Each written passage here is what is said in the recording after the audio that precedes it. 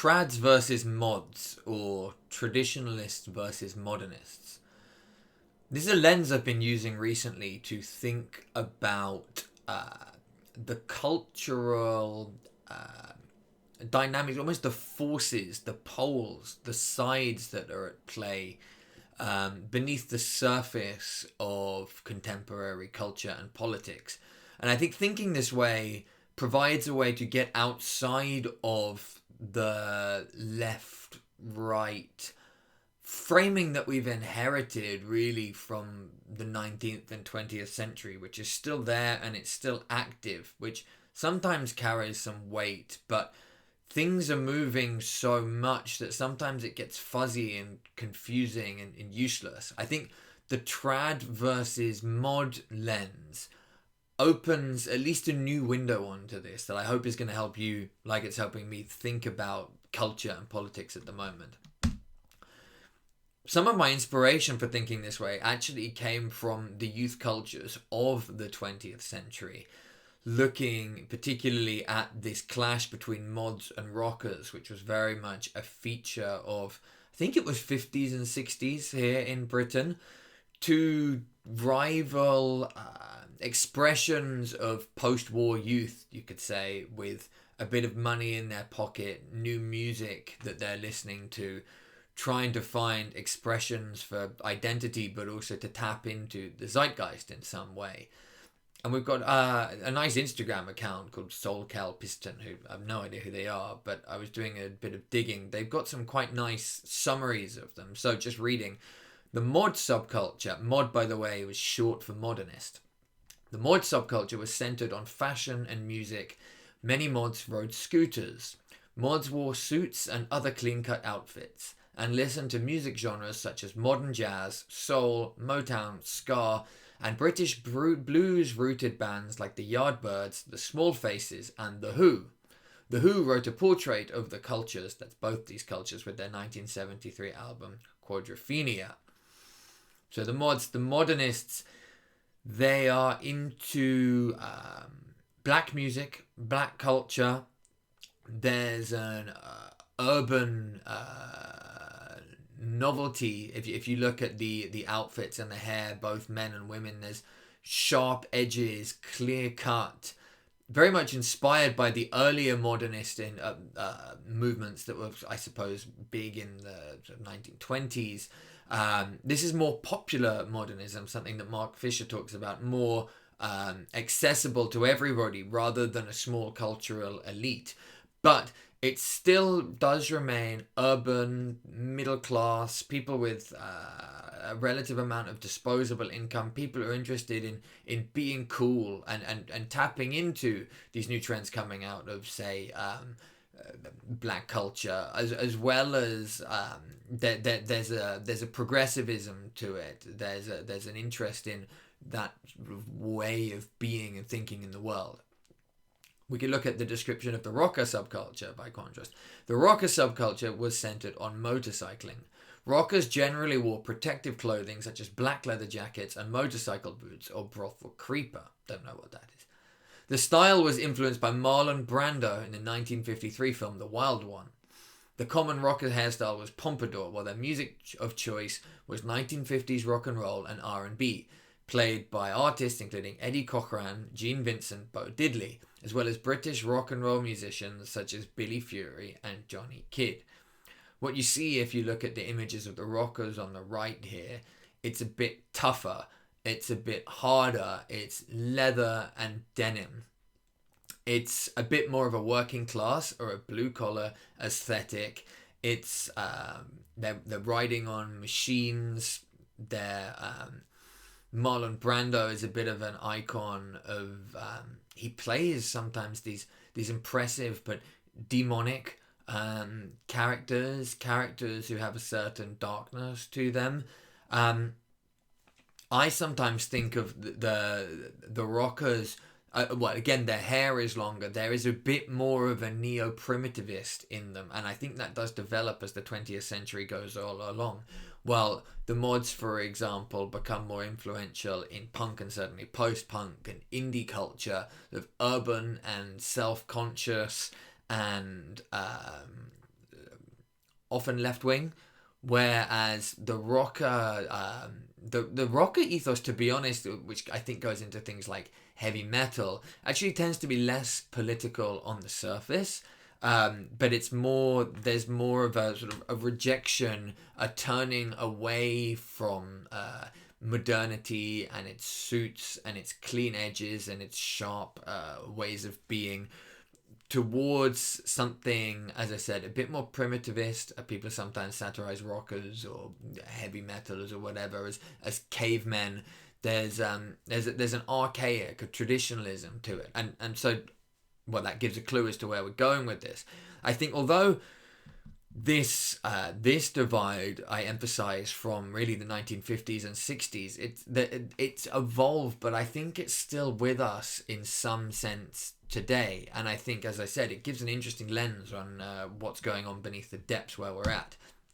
So obviously here in Britain, if you've been following, you know that we're on the right wing spectrum of things. There's a bit of a tension now between Rupert Lowe's Restore Britain and Nigel Farage's Reform UK, and some other factions that we'll get to in a moment. We've done a couple of previous videos about Restore Britain, analysing their aesthetic, which Rupert's launch video was very intentionally anti-modernist, you could say, traditionalist. It was on a farm, it was green and grey, there were churches, there were lakes, where actually most of the campaigning that we're used to, most of the mass media that we're used to, emphasizes a very glitzy, high-speed, urban, electrified aesthetic. That's all of the mainstream news studios, for example, always a sort of artificially modern studio. And Nigel Farage, in his own videos and campaigning, there's been a bit, some of the early stuff, a bit of tradition. He was out on a green hillside, but if you look at the type of rallies he does, they do fit very much into this contemporary, modern, high urban style look. Something to emphasize, however, is that both of them do actually have a background in finance, which is as urban as it gets. It's London. It's high London. It's glass boxes doing high volume transactions.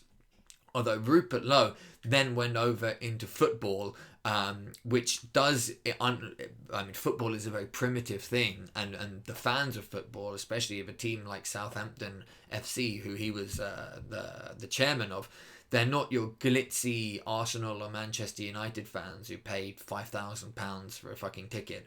It's probably not that, but you know, it will be much more of a raw working class group. So these are two of the poles that are actively playing out right now. And you see with Rupert Lowe and his fans and media groups around him, like the Lotus Eaters, there is a digging into traditionalist philosophy and ideas. There is, however, another faction in the British right wing that I think it's important to remember. They're small.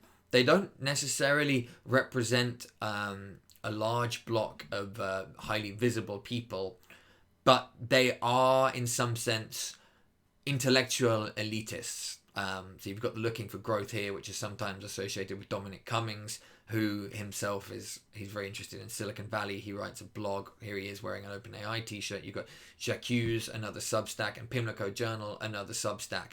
And I think of these guys, as I said, as kind of the elite right-wing intelligentsia, but also, now I've got this new lens, they are very, very much modernists. And that's why it's been interesting to think about them in the light of Rupert Lowe's explosion, because certainly I've been paying attention.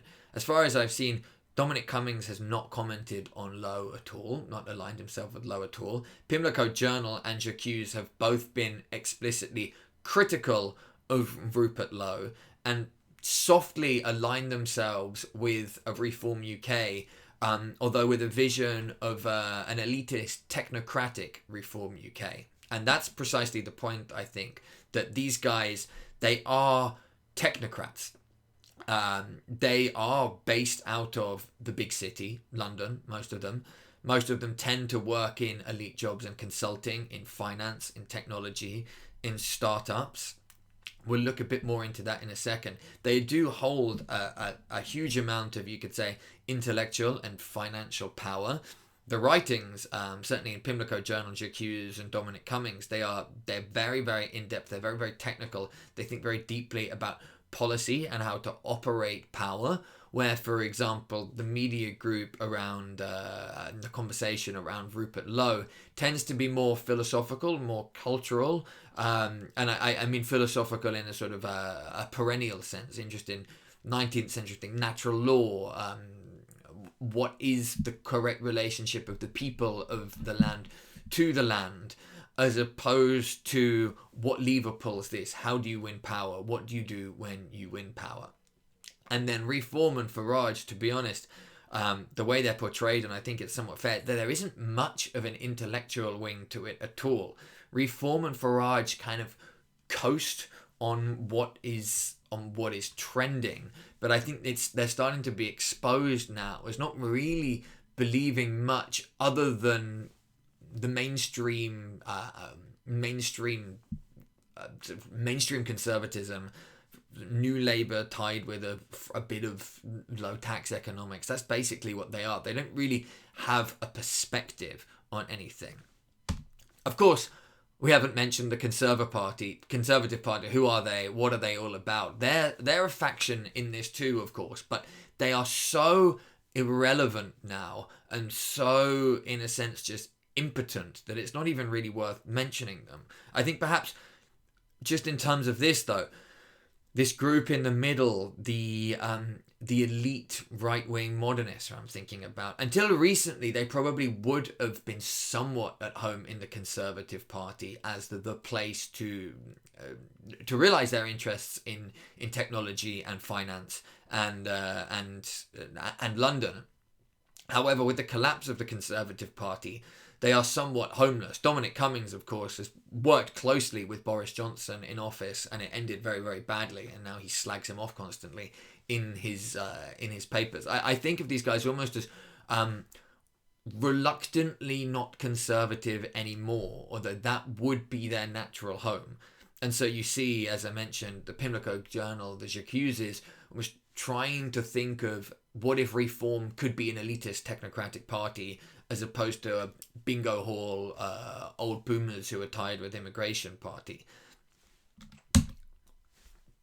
As mentioned, but just to emphasize, the aesthetics of Rupert Lowe's traditionalism out on his farm, and London, the elite capital filled with glass boxes, it's very, very different. And of course, most of London does not look like this.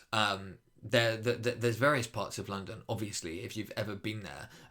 But a lot of it, especially out in the outskirts where a lot of young people live, is quite shit.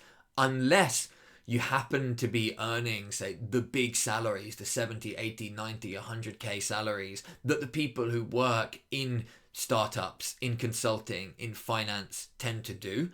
And so I think precisely these elite urban modernists on the right wing, they have this experience of living in a high-speed urban metropolis that only a tiny, tiny fraction of anybody actually has. The rest, if they're in the city, is kind of dreary, grey, tubes not really working, a new Turkish barber and vape shop on the street every week, far removed from the glitzy Blade Runner futurism. And that's why I think there is a nostalgic and a rooted longing for something that's represented by old Rupert here on his farm. A different Britain, not the ugly post-industrial, electrified, hipsterized Britain, where every cafe actually is just a converted box with the ceiling still half open and probably rats in the basement. That's what Rupert's clearly tapping into, and what his culture and his people are speaking to. An anti-urbanism, an anti-modernism, a traditionalism. I wanted to just notice here as well, in that there was an article that came out end of January this year about London, London, the rest of the world's startup capital. So just, if you're online, which I'm sure if you've got this far, you are quite online, you hear a lot about how London is is a nightmare. And to be honest, I'm from London. I moved away from London. I hate London. I really do not like what London is for me as a artist and low-level entrepreneur, but certainly not in any of these big force fields of capital. It's kind of suffocating to me and everything I want to do. But there, as I mentioned, there is actually a class of people, not just your woke hipsters, but actually your right-wing technologists, finance guys who love the capital city. And I found this out to my embarrassment when I went to an event, one of these looking for growth event once, and I was at the bar afterwards and I was chatting to some guys and I said, oh God, London's a nightmare, I've moved away. And they all looked at me like I was a weirdo. So there's actually, surprisingly to me, a contingent of people who really like what life is like in the 2020s in the capital city.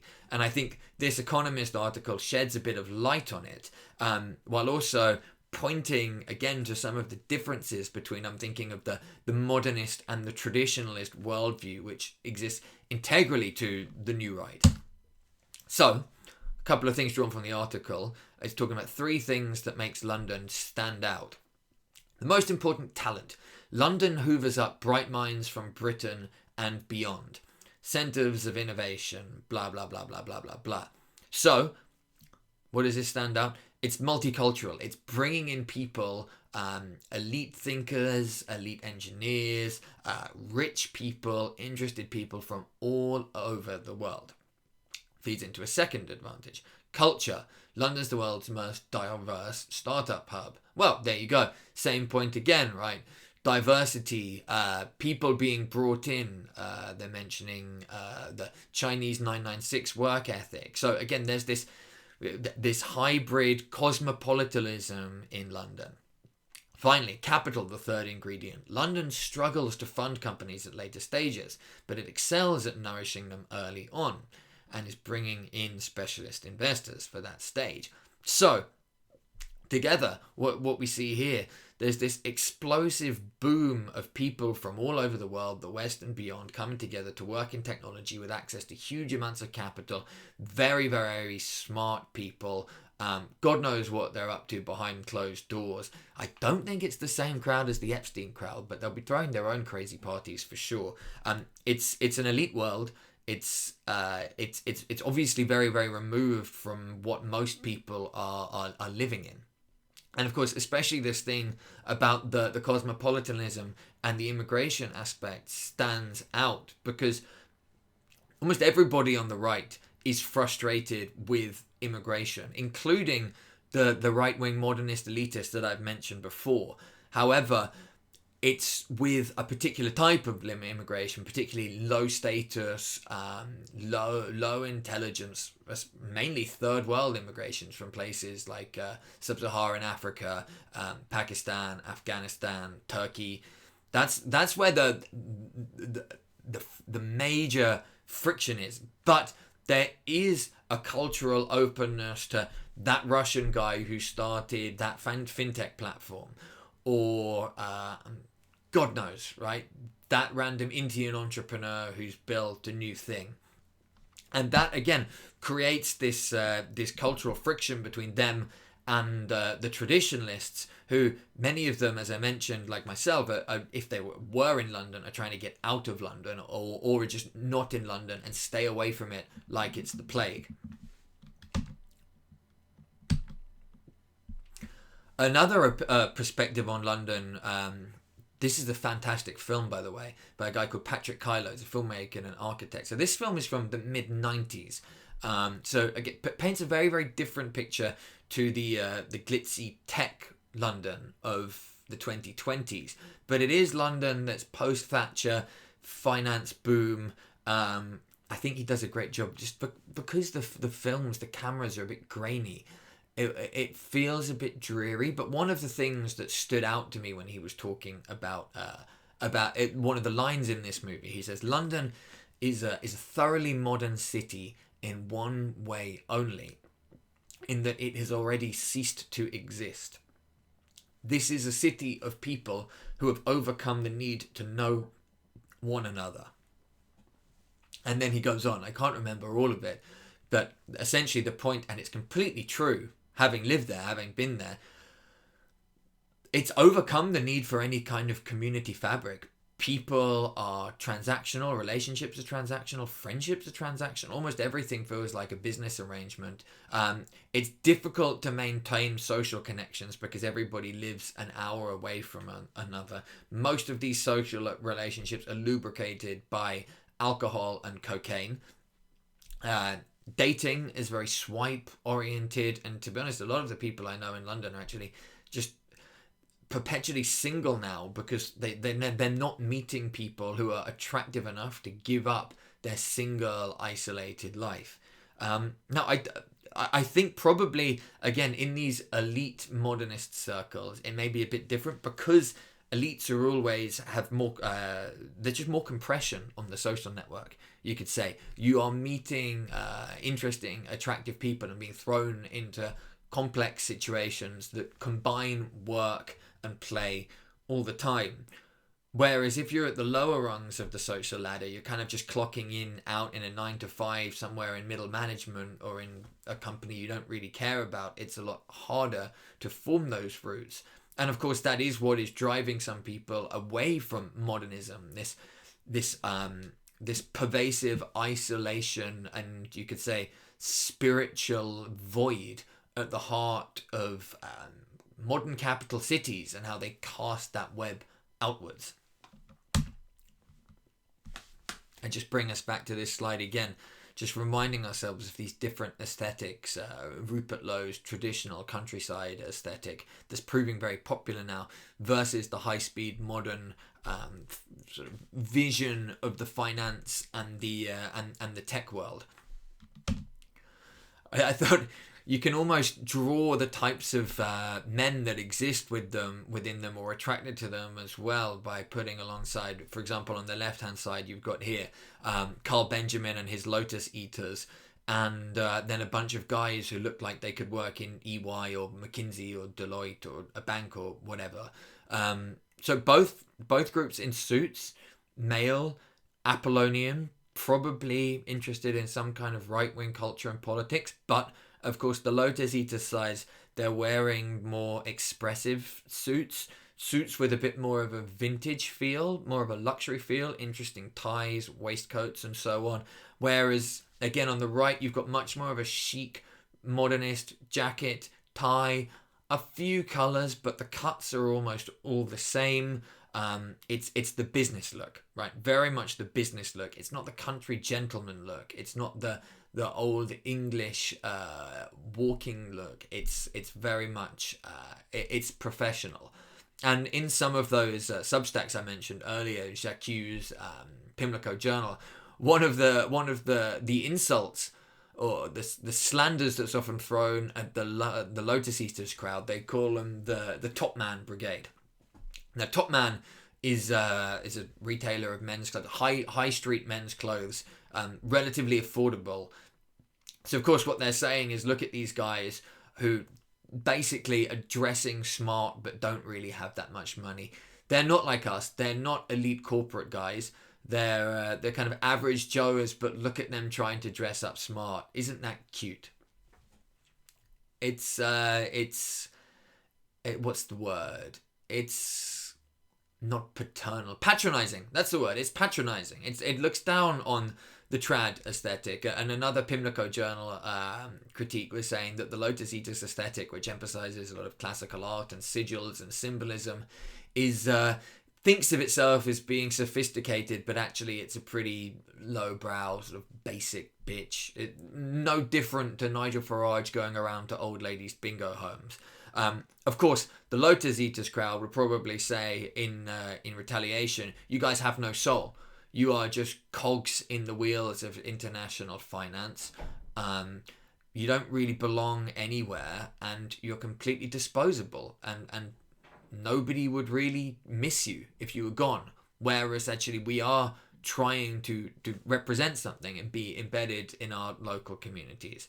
Now, personally, I definitely align more with the Lotus Eater side of things. I don't find their aesthetics to be cringy. I find them actually to be quite inspiring in a decade where actually almost all aesthetics are sterile and stale, and people seem to think that AI provides a good way out of that. I disagree. I've spoken about this in previous videos. I think AI at best does what I call bathroom stall aesthetics, like bathroom stall graffiti.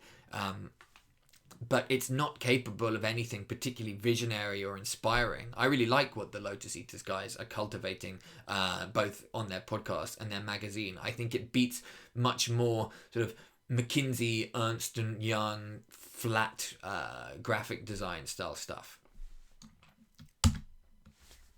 Another angle on this is to dig deeper into our own history here. So here we've got on the left Edmund Burke, and on the right we've got Warren Hastings, two figures, domineering figures from the late 18th century. Edmund Burke, obviously famous as a philosopher. He was, I believe, he was a Whig, but he did write a lot on the importance of tradition and conservatism. He was critical of the French Revolution and is often held up today by essentially by right-wing figures as a sober and mature conservative thinker. Mr. Warren Hastings was, if I get this right, I believe he was the Governor General of British India. The first Governor General, I believe, right when the empire was starting to become not just the East India Trading Company, but having to make political decisions as well. So he's very much this high-powered, entrepreneurial guy who's gone out to the East and has ended up basically at the crown of the empire. He's kind of, I don't know if viceroy was a position then, I don't know, but he was one of the top brass, and he was responsible, and this is why it's interesting, he was responsible for some bloody moments, people being killed. I think there was some not wars but battles that back home in Britain he took a lot of flack for, and when he returned, then he was the subject of a long prosecution led by Mr. Edmund Burke, whose basic thrust was that he had betrayed, in some sense, the British ideal, the necessity to rule justly. That there was some, I think the argument came from natural law, that there was, or natural right, that actually, as political governor of India, he had a certain responsibility to uphold human dignity and the rule of law, which had been ignored. Hastings' defense seems to have been that India is a wild and uncivilized land, and the types of decision-making and process that we take for granted here in Britain in the 1860s and 70s, or rather the 1760s and 70s, excuse me, just doesn't fly in India. We need a realism and a pragmatism, which sometimes means just boots and guns and doing what is necessary to maintain order and stability. So, okay, in some sense, there's an idealist versus a pragmatist or realist perspective here. But there's also, again, that traditionalist lens of there are some things that we absolutely must adhere to because this is who we are as people, as British men. Whereas Warren Hastings is saying, look, I'm out here at the forefront of empire. You're cozy and comfortable back home. I'm at the forefront of things where we're having to deal with disease and a people we don't really understand, and money, which actually, the trade is keeping you guys all alive. So back the fuck off and let me do what I need to do. Now, in the end, just so we know, Hastings was acquitted, but the trial went on for a long time. And lots of people, William Pitt, who was Prime Minister at the time, including, if I remember correctly, he struggled to make up his mind on Hastings, whether Burke's challenges were legitimate or not. So it was very, very divisive and high-profile prosecution at that time. But I emphasize it because I think, in some sense, that story is still present today in what we're seeing in this tension between the more traditionalist right and the more modernist right. The more traditionalist right having an argument about the people, the rightful people of Britain, and who should be here, and the types of relationships we should have with one another and the land, and not, in some sense, sell everything out to high-speed capital and technology. Of course, what that means, not selling out, that's kind of the tricky question. There's a lot of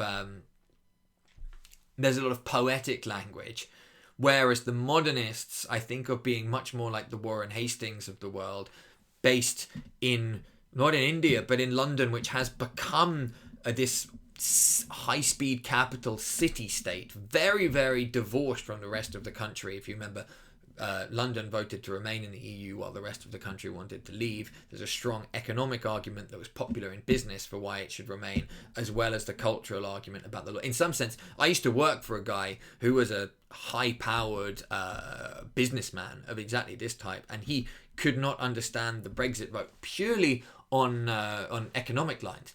It makes no sense. It's going to make business harder. Why would we do anything that makes business harder? We absolutely need to maximize our capacity to trade. Very much that mercantilist, expansionist, British approach. And again, I've emphasized it's an elitist approach. These guys, the Warren Hastings, the guys who rise up in finance and consulting and tech, they're not idiots.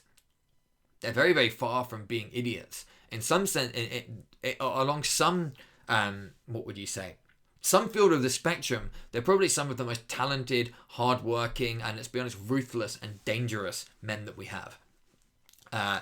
They will run massive companies, cutthroat organizations, rise up in these working cultures, like what's the consulting way of doing it? The up or out structure, the 996 thing that we mentioned earlier, that's 9 a.m. to 9 p.m., 6 days a week. They relish that and embrace it. They will go hard for it. These guys go hard. The flip side, as we mentioned, is that there is this ruthless perhaps pragmatism, and a sense of, well, let's not be sentimentalist. Let's not worry ourselves too much with these perhaps deeper cultural or philosophical questions. What matters is power and stability and wealth. And you might say today, tech, you might say AI, you might say energy dominance. And of course, that is a very, very real and pressing concern in the 21st century. So this cannot just be written off. And that's why I think thinking about the traditionalists by the modernists is crucial. The flip side of that, of course, is that I think the modernist perspective on its own does end up soulless and sold out, and in some sense we've been living in just the modernist world, the urban high-speed world, since the 1980s anyway, with a sort of more progressively inspired social culture, a kind of egalitarianism, but certainly on the business and organizational side, it has been that modernist thrust. I think what we see now with the rise of these papers, these modernist elitists I've mentioned, is a pulling away from the cultural liberalism that we might say, sort of the woke perspective that was popular in the 90s, 2000s, the 2010s. Whether it was cynical or whether it was genuine is kind of irrelevant. That belief that actually everybody can play, and the game is open to everybody, women, gays, blacks, Pakistanis, whatever, and everybody is welcome, and we should make all of our adverts reflect this, and everything should reflect this, and that's the good world. The right-wing modernists pull away from that and saying, no, fuck that. We're quite happy to be men, mostly white men. But if we've got a Russian friend or a Nigerian friend or an Indian friend who's got a tech startup and he wants to do what he needs to do, bring in his Nigerians or his Indians, fuck it. Let's go. Let's fucking go. Right? There's that LFG meme. Like let's do it. Full speed ahead. Make it happen. We don't really care about the people lower down the pyramid. Let's crush it. Basically, it's that mentality. So back to looking at our faction sheet again. What complicates the matter slightly further is that these guys like Curtis Yarvin, Elon Musk, and Nick Land, who all very much intellectually fall into what I would think of the tech elite right wing, have in some sense publicly aligned themselves with Rupert Lowe. Now I find that fascinating. So Curtis Yarvin retweeted Rupert Lowe when he launched, saying what is necessary will be incredibly painful. That was something that Rupert Lowe said in his launch video. Nick Land, Cosmography, British philosopher, called in some sense the founder of Yarvin and Nick Land together are called the founders of neo-reaction, the anti-democratic, technology forward approach to the 21st century. He's also basically rooting for Lowe and saying it's over for Farage, and Musk has actually been following Lowe for a long time, saying early last year that Farage was never going to be the guy. So this is something to pay attention to, that these guys, they're quite unique in that they certainly Yarvin and Elon Musk come out of tech culture, big money, big algorithms, galaxy brains, blah blah blah blah blah, but they do have an artistic and a philosophical element to them that actually a lot of the more the sort of rank and file modernists don't have. These guys tend to be more invisible, as I mentioned, working in big glass boxes, consulting, finance. Probably they're responsible for some of the better Anon accounts on Twitter. I'm sure they are. Very, very smart, sour senses of humor, but much less in the public eye. Sort of an army of guys. But paying attention. As I mentioned, I went to a Looking for Growth meeting last year, and I was talking to someone there, and the initial conversation we were having over a beer or two was safe, and it felt like corporate networking. You don't want to say too much, you don't want to overcommit, but it's like, oh, I work in this startup, I did this thing with the Saudis, blah blah blah blah blah. Again, very much signifying elite status. But then a little while later we got a bit drunker, and then very, very much talking about Curtis Yarvin and Nick Land, an accelerationist philosophy, neo-reactionary philosophy. It's there. It's very, very much a cultural reference point, even if it doesn't drain up to the surface very easily. So these guys, I watch what they're doing, because are they a sign of things to come? Are they a sign actually of the high modernists and the traditionalists moving somewhat together into the same camp? Even if the sort of people lower down the food chain in some sense seem to be battling with one another. The traditionalists thinking the modernists as being soulless, and the modernists thinking of the traditionalists as being corny and, corny, embarrassing. Now, we're going to zoom out a little bit further and go to some Camille Paglia, who we often talk about. This is actually a couple of slides lifted from another video that will be coming out soon, about the 60s, or rather the legacy of the 60s. However, I think, again, it does tend to, it shines a bit of a light on what I was talking about how we've actually been in modernism in some way or another, a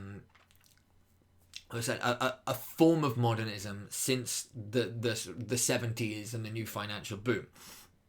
So, Paglia, in an obscure paper that we're going to do a long reading of in the next video.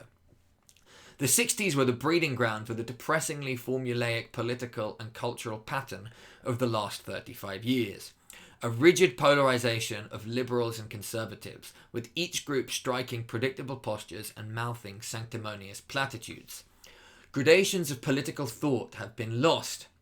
One reason is that liberals have shown continual disrespect for religion, thereby allowing conservatives to take the high road and claim to be God's agents in defending traditional values. liberals have forgotten the religious ferment on the left in the 60s, so that progressive politics has too often become a sterile instrument of government manipulation, as if social welfare agencies and federal programs could bring salvation. Memories of the 60s have been censored out of embarrassment, since the flakiest of 60s happenings seem to delegitimize the period's political ideals. So she's referring there, of course, to the psychedelia and the dropping out and the cults and the things around the Mansons and this real deep religious activity that was going on there. That actually later leftists of the 70s, 80s, not rightists, leftists of the 70s and 80s disowned themselves from and went to more of an intellectual Marxist and post-structuralist position, writing off a bit of it, leaving it festering in the underground and taking the little bit of it that felt safe, but letting religion become a topic for the right wing of guys like your Ronald Reagan here on the start and their moral majority style stuff. Of course, I think what's not mentioned in that is also the way that actually in the urban modern right that sort of started to come in with the late 90s, 80s and 90s, religion is not particularly relevant to them either. In fact, that is, I think, the dawn of your yuppie. Here's some nice pictures of yuppies. So your young urban professionals.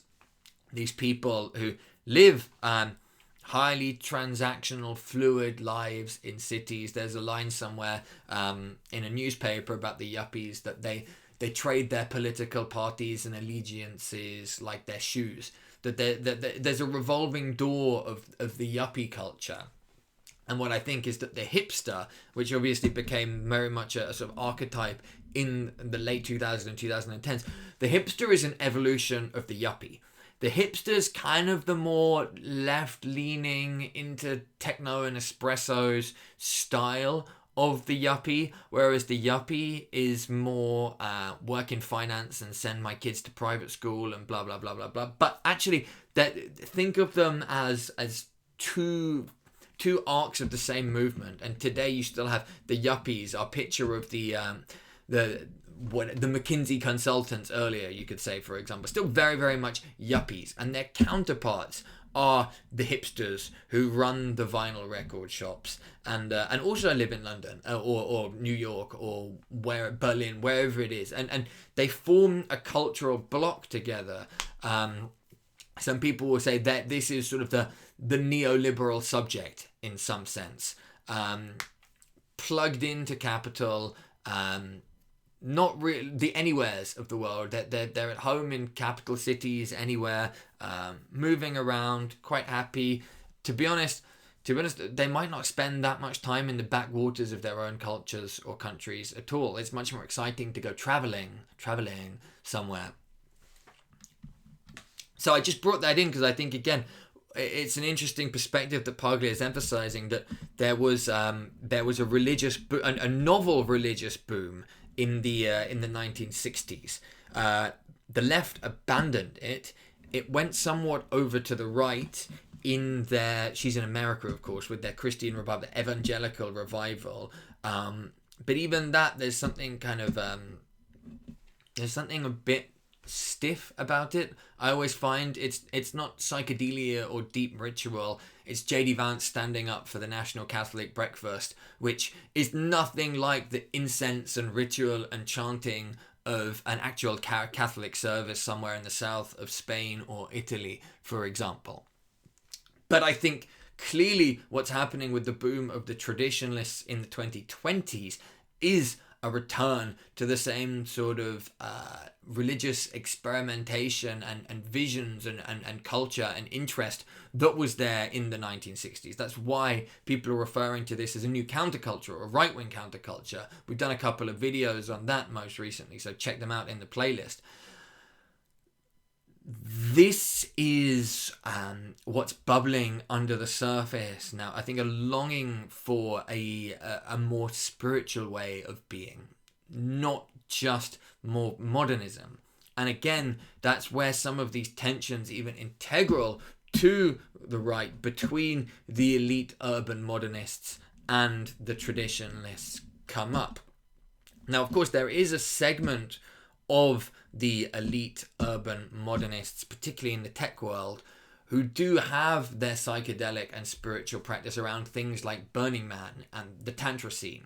That is very much a thing.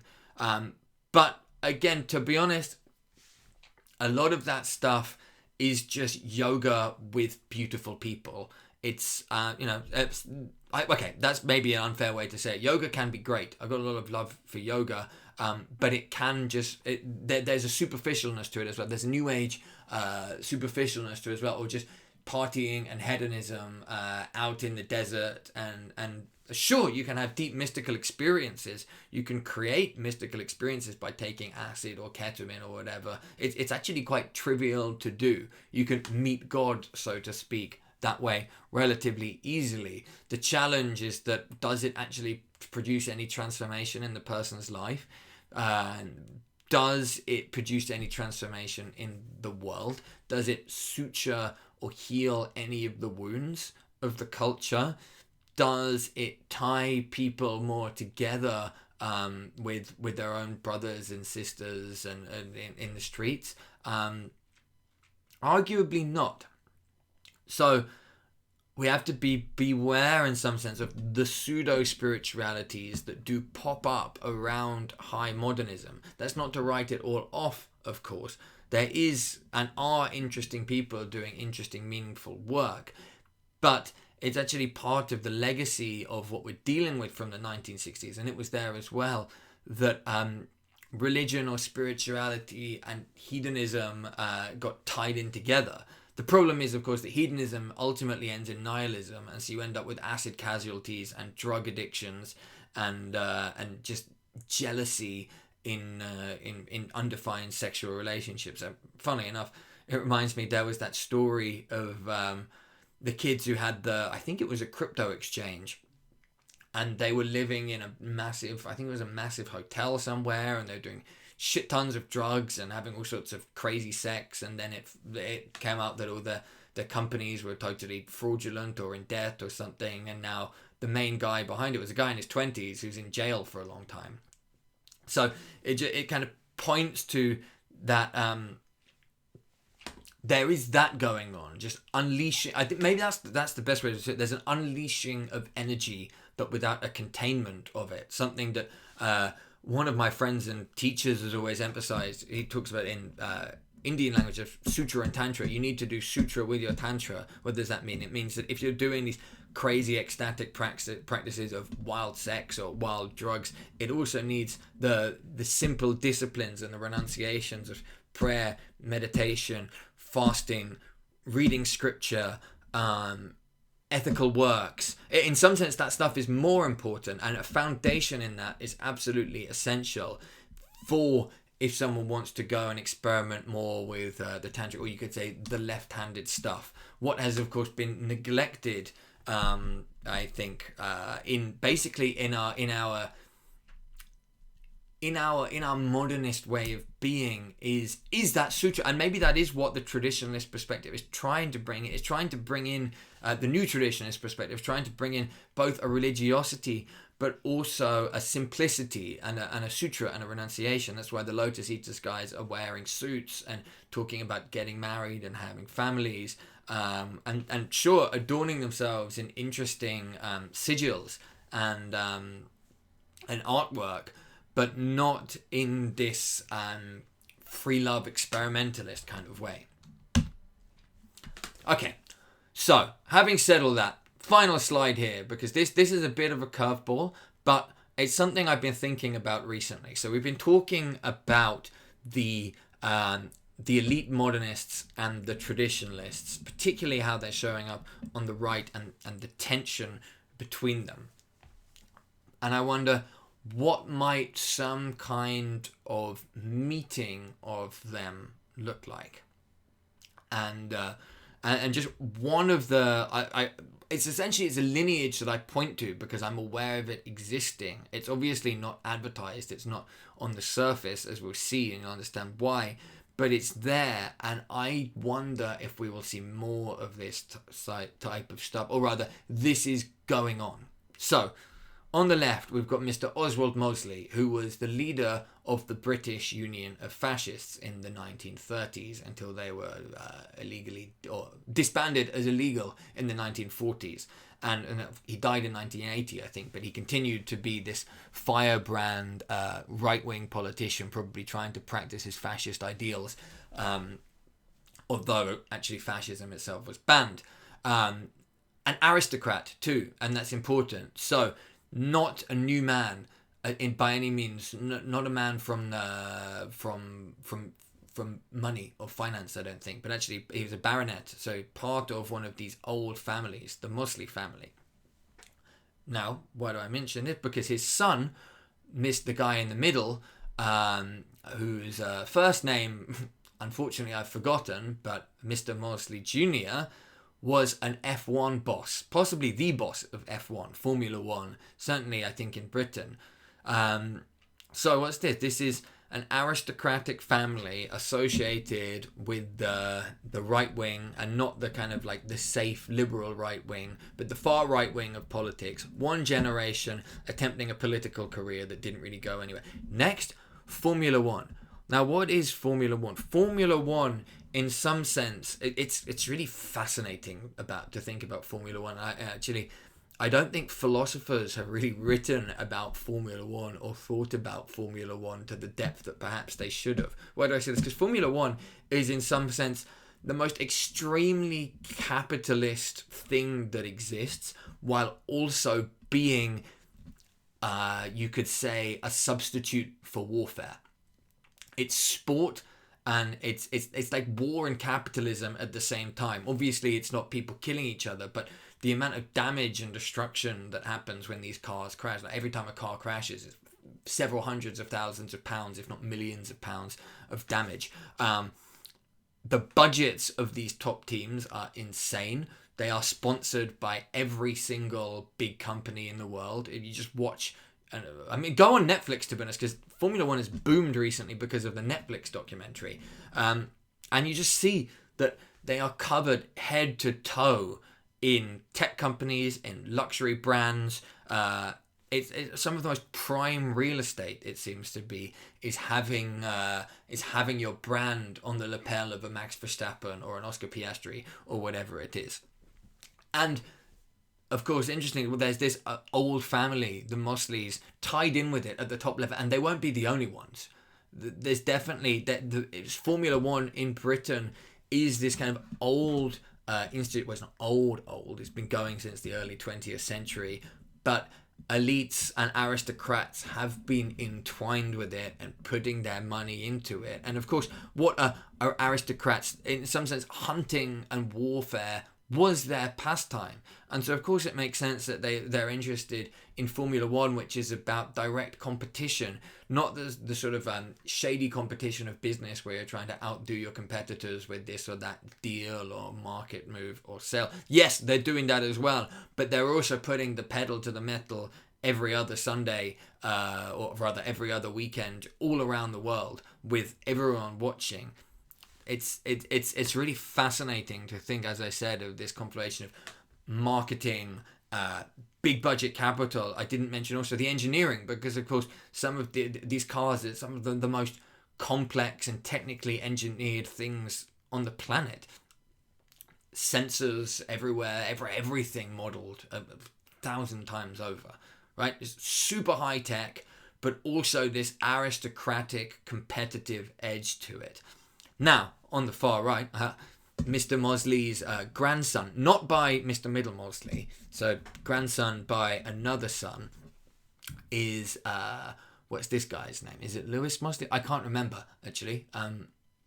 Well, I can't remember what his first name again, but Mr. Mosley Jr. just happens to be the CEO, I believe, of Palantir here in the UK. And here is the thumbnail of a video talk he gave at the ARC conference 2025. That was the conference that Jordan Peterson and his crew organised in London in 2025, titled "The Revolution Will Not Be Censored," or rather that's cut out. Now, I've not actually watched this video, but I'm planning to watch it later because I'm curious. Mr. Mosley Jr. is leading one of the biggest and again most controversial tech firms in the world that is tied up with governments and militaries at the highest level. So why am I interested by this? Because you've got an old aristocratic family that for several generations has been at the forefront of politics and high tech. Not just business. They're doing something else. I'd be fascinated to know how this family thinks about themselves. They are, in some sense, an aristocratic lineage continuing to the present. Of course, many of our aristocratic lineages seem to be exhausted, not least to mention the reigning royal family. Unfortunately, I like the Queen, but Prince Andrew has obviously been arrested recently for being a nonce on the Epstein Island. King Charles, well, God save the King, but he's not doing much, and it's a bit disappointing to see. And he's uncomfortably cozy with Islam, and less seemingly cozy with Christianity. So don't really know what to make of that. But the Mosley family has been very, very active at the top of things, and clearly are pulling levers and getting themselves to the top of Formula One in one generation, tech in the other generation. I wonder what other aristocratic families are doing. And this perhaps loops me back round to thinking about our guys like Curtis Yarvin, who, again with his neo-reactionary perspective, is explicitly anti-democratic and would like a monarch CEO to run countries across the West. And I mentioned that both him and Elon Musk and Nick Land are being pulled, or rather interested in what's happening with Rupert Lowe's traditionalism, not just, you could say, right-wing populism. In fact, they're sort of done with that, but also not just with, let's call it the technocratic, modernist, elitist right. There's a yearning to go beyond that. And my sense would be that the old aristocratic families, the ones that do still have their blood pulsing in their veins, are also going to be more inclined towards this traditionalist perspective, as well as the urban modernist perspective. And I think I'm certainly keeping my eyes out. It's hard to watch because why wouldn't you just move in the shadows, especially if you don't believe in democracy? What would be the point in being in public? But keep an eye on these types of people and lineages, because that, as I've mentioned, is where potentially traditionalism and modernism could be coming together in interesting new ways. And just a closing thought here, which is probably what inspired a lot of this as well. Oswald Spengler, in his Decline of the West, the way he ends the second volume of The Decline of the West, talking about what he thinks the ultimate future, the sort of final chapter of Faustian civilization, that's out west as he calls it, what he thinks that will look like. He basically thinks that the financiers and the men of capital take over, and he is not a fan of them particularly. They liquidate everything. They are the anywheres who will happily destroy their own national industry, undermine their own people in order to keep making money grow, because that's what they do. He's writing this, by the way, in I believe in the early 1920s. Although he does not believe that a communist solution, that taking the power and money away from these people, is the way forward. Rather, his hope is for a new, I call it, high-tech aristocracy to come about. He thinks the only type of cultivation of character that will be able to resist the men of high finance will come from families, from aristocratic families who have intense technical capabilities, but also a sense for honor and for, I think, for what's the word he uses for it? it's not breeding, and he's very very important about not using the word breeding, and that's actually what distinguishes him from the Nazis. But it's something, it's like something like training. But essentially his argument is that there's a type of enculturation that only really happens in these